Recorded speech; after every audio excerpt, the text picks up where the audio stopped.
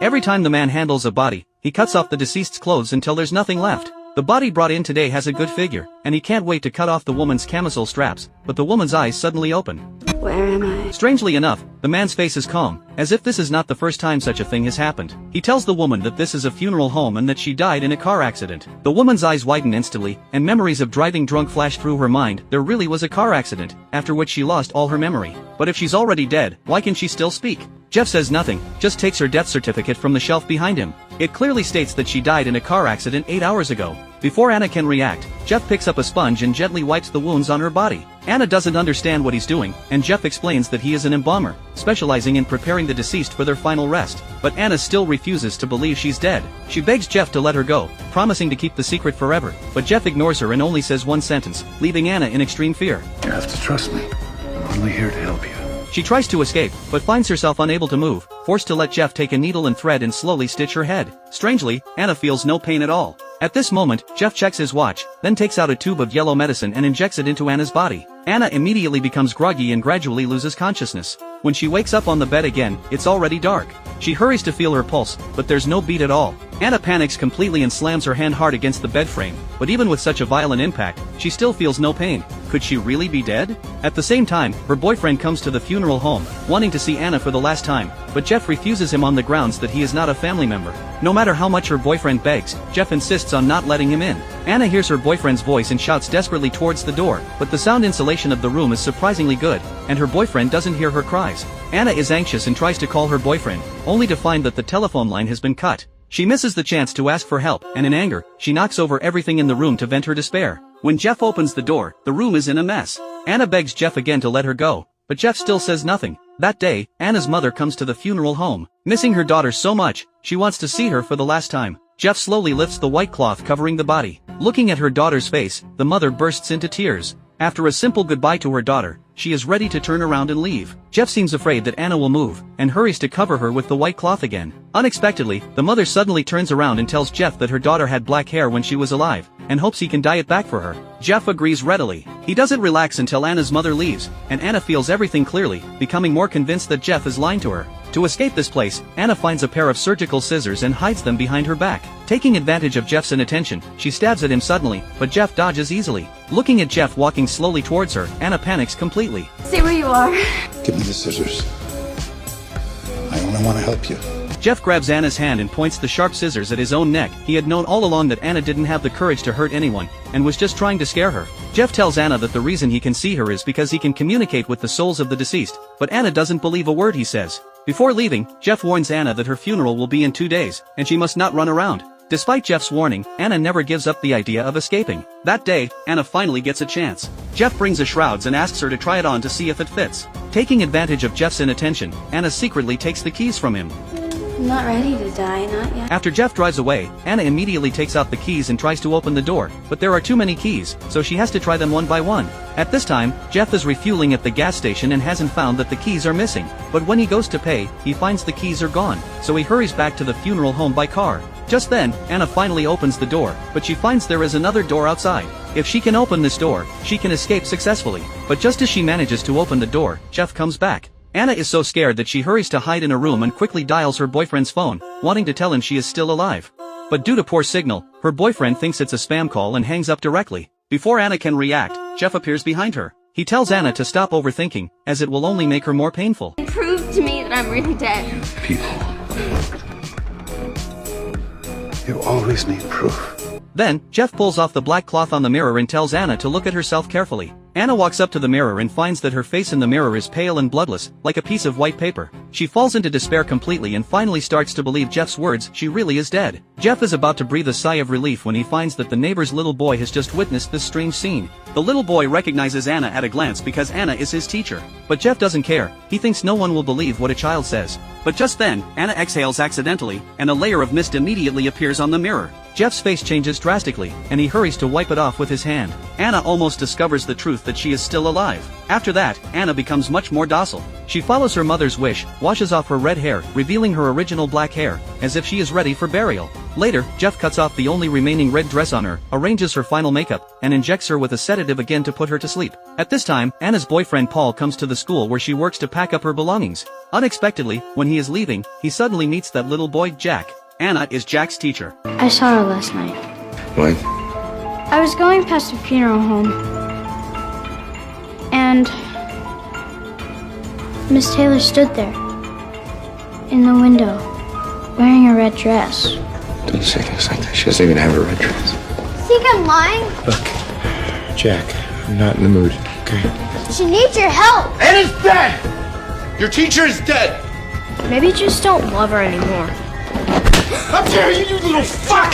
You did this, buddy! Are you weird? Looking at the innocent Jack, Paul realizes that his previous behavior was too impulsive. He once slapped Jack, and that slap planted a seed of darkness in Jack's heart. Paul apologizes to Jack and then leaves the school. After returning home, Jack tells his grandmother about being slapped, but his grandmother just stares at the TV, indifferent. This makes Jack, who has no parents, he rides his bicycle to his parents' cemetery and accidentally sees an old man's body that hasn't been buried yet. Jack walks over curiously. What's it like? Are you afraid? Jack? And Jeff appears beside him unknowingly. Jeff knows Jack's unfortunate life experience and also sees the little boy's sadness at this moment. I can help you. I can teach you.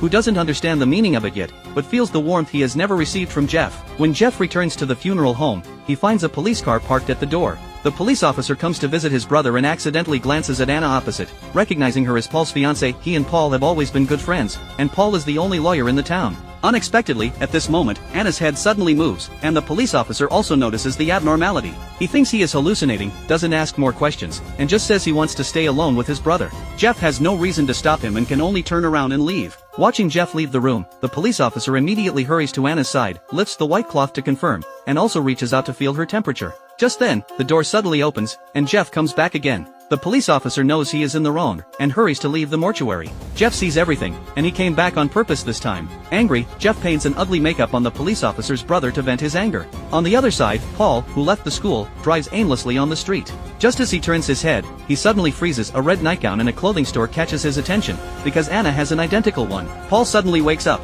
The long dress Jack mentioned earlier is actually this nightgown on Anna.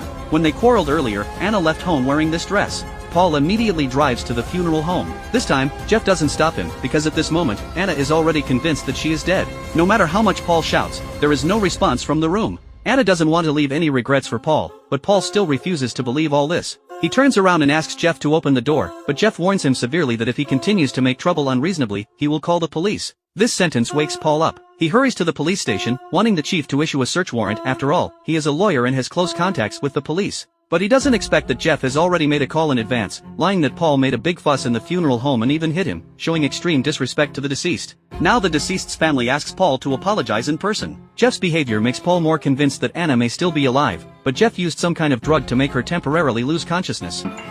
There are drugs like that. Yes! Hydronium bromide, total paralysis within seconds, heartbeat slows to almost nothing. Thank you. Listen. But just then, the police officer from earlier suddenly speaks up. He confirms that Anna is dead and even saw her at the funeral home that morning. With the police officer's testimony, the chief is more certain that Paul made a big fuss in the funeral home because he was too sad. Let me get this straight.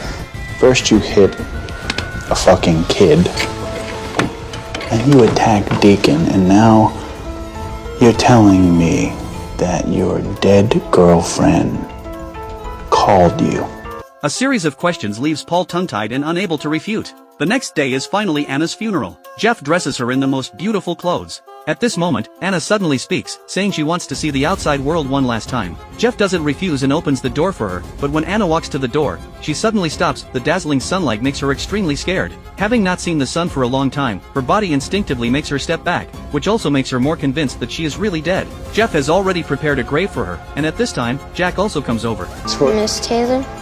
Exactly. Where am I? She belongs here. Because she's dead. No. Because there's no life left in her. What do you mean? Don't you see? I'm the only one who can see all these corpses wandering around aimlessly. All they do is piss and shit. Don't doing nothing with their lives, taking the air away from those that actually want to live. Now there's two of us. Maybe because Jack doesn't understand the meaning of burial, he takes the shovel handed by Jeff. From this moment on, he also becomes the next embalmer in the town. Back at the funeral home, Jeff prepares to inject Anna with a dose of medicine, and this time the dose is 3 times the usual amount. Just as the needle is about to touch her skin, Anna suddenly speaks, saying she wants to see her final appearance one last time. Jeff doesn't refuse and brings a mirror. Just as Anna is about to speak, a layer of mist quietly appears on the mirror, reaches out her finger to touch it, and the clear fingerprint on the mirror proves that she is still alive. You lied to me. Anna, we've been through this before. You're just imagining. You lied to me. Anna, you're still clutching onto life.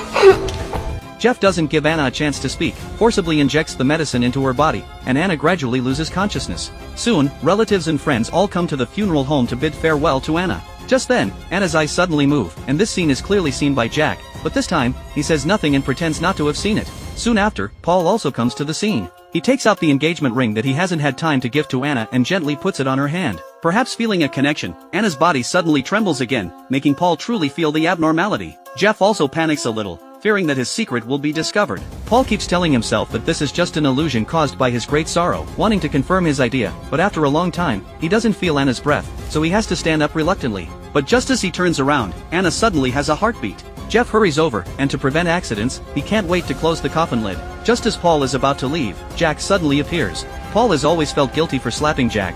You said she was alive. I never said she was alive. I just said I saw her. But Jack lies, perhaps under Jeff's influence. He also no longer believes that Anna is alive, only taking her as a soul about to be free. When leaving, Jack says a spell to Paul seemingly out of concern. Mr. Coleman, Yeah.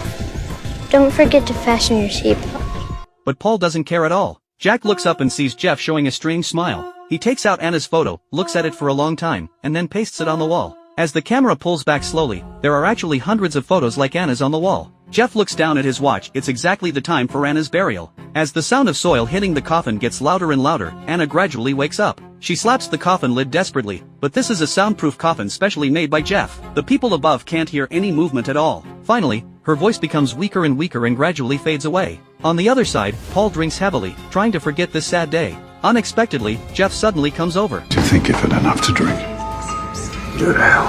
I think you should show a little more respect. Paul doesn't want to talk to him, but Jeff deliberately provokes him. He looks around cautiously and then says a shocking secret. You think Anna was still alive after the accident? Maybe you're right. Maybe she's still alive. Why don't you go and find out for yourself, Mr. Coleman? Paul grabs Jeff angrily, but thinking that Anna may still be alive, he rushes to the cemetery like crazy. Anna is indeed still alive. Paul's car drives faster and faster, overtaking one car after another on the narrow road, but he forgets to fasten his seatbelt, and Anna in the coffin is breathing more and more weakly. When Paul opens his eyes again, he has already arrived at the cemetery. He opens the coffin like crazy, takes out the dying Anna, and after some emergency rescue, Anna finally slowly regains consciousness. But all this is just Paul's dream. At this moment, he is also lying in the mortuary of the funeral home. Jeff slowly unbuttons his clothes, and a new cycle begins. Only this time, there is one more embalmer, and Jack inherits Jeff's craft. The story ends here. Jack's appearance lays the groundwork for the second part. Will he become the second embalmer like Jeff? I'm Jack Movie. See you next time.